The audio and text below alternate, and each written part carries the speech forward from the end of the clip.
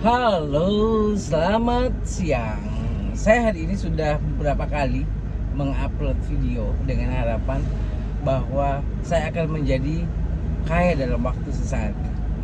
Ini adalah salah satu bentuk khayalan para anak muda sekarang yang ingin yang ingin kaya secara instan.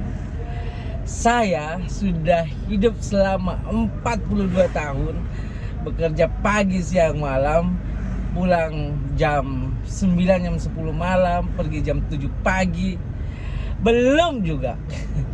Kadang-kadang kita itu ngerasa bahwa ini juga sama seseorang atau orang yang kerjanya cuma seupil, sekecil biji zarah gitu. Tiba-tiba kayaknya itu kaya banget gitu. Pergi ke luar negeri dengan fasilitas bisnis kelas, kemudian bisa jalan-jalan keliling beberapa negara dalam waktu beberapa bulan, kemudian pakaiannya branded, kemudian tampilannya itu lux, padahal masih muda. Bagaimana caranya bisa mereka sekaya begitu, bisa sesukses itu? Ini adalah problematik yang dialami oleh anak-anak muda, terutama gen milenial atau gen Z. Sekarang yang ngerasa bahwa semakin jauh aja kesenjangan antara orang kaya dengan orang yang biasa atau orang yang bisa dibilang miskin ya. Setiap hari dihadapkan FYP tentang mereka yang tampilannya luar biasa, mobilnya mewah dan sebagainya. Mau kita tidak menonton juga, ya kita udah beli HP gitu ya, udah beli HP, beli kuota untuk menonton, ya tiba-tiba aja muncul gitu. Jadi ada kemarin teman saya, dia udah kalang kabut gitu, sampai benar-benar dia masuk ke aplikasi penjualan tuyul. Penjualan tuyul secara online, dia mau coba gitu. Saking susahnya mencari pekerjaan di zaman sekarang, susahnya mencari pendapatan yang layak begitu.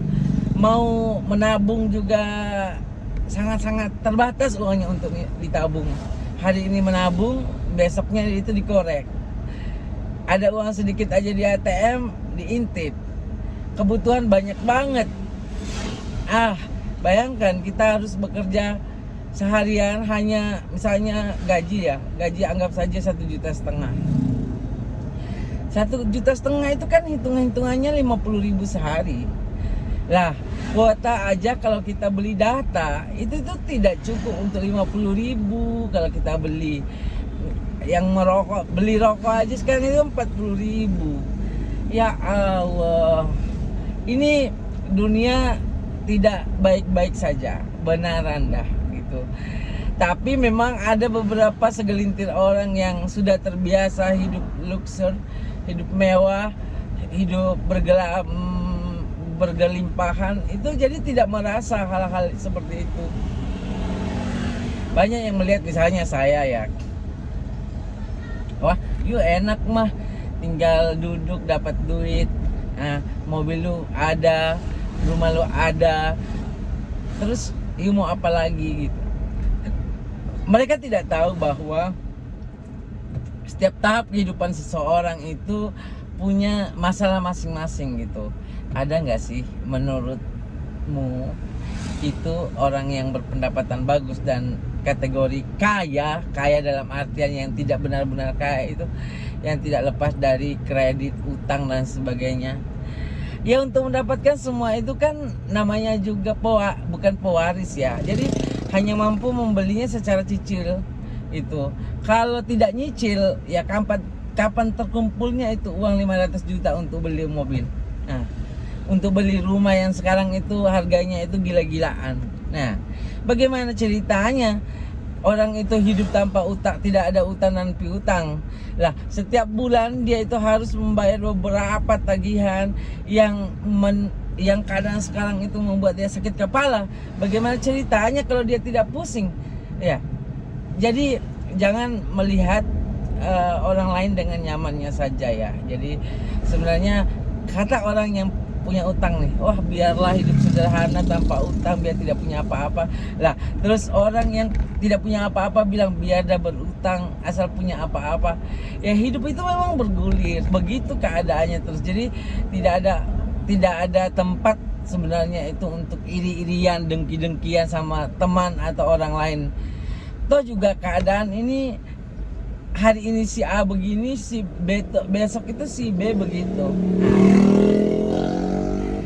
Saya benar-benar ngerasa bahwa di tahun 2025 ini bukan cuma satu orang ya yang merasakan agak sulitnya mencari duit, sulitnya mencari pekerjaan ya. Itu memang banyak orang. Teman-temanku pada bilang, ih banyak banget.